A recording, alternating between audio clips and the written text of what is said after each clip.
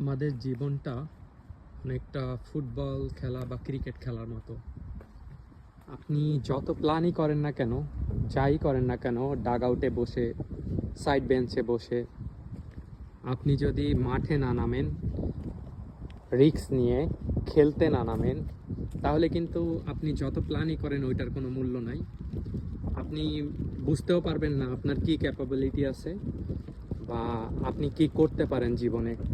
যখন আপনি মাঠে নামবেন, হয়তো বা আপনি আউট হয়ে যাবেন, এলবিডাব্লিউ বা রান আউট, নয়তো বা আপনি 50 করবেন, 100 করবেন, 6 বলে 6 হাঁকাবেন। বাট জীবনে আপনি কিন্তু শিখে গেলেন। যদি সাকসেস হতে পারেন আলহামদুলিল্লাহ, সাকসেস না হতে পারলেও আলহামদুলিল্লাহ।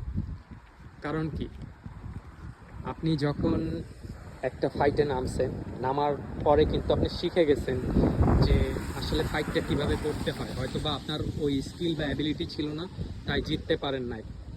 কিন্তু যখন আপনি এটা শিখে গেছেন, পরবর্তী ফাইটে কিন্তু আপনি জয়ী হতে পারবেন।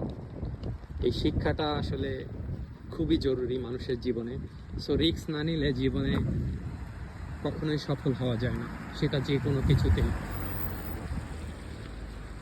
জীবনে কিছু করতে হলে খুব রিস্ক নিয়েই আগাতে হবে, এক স্টেপ সামনে দিতে হবে। এক স্টেপ সামনে না দিলে আমরা যদি কোথাও যেতে চাই, সেখানে কিন্তু পৌঁছাতে পারবো না।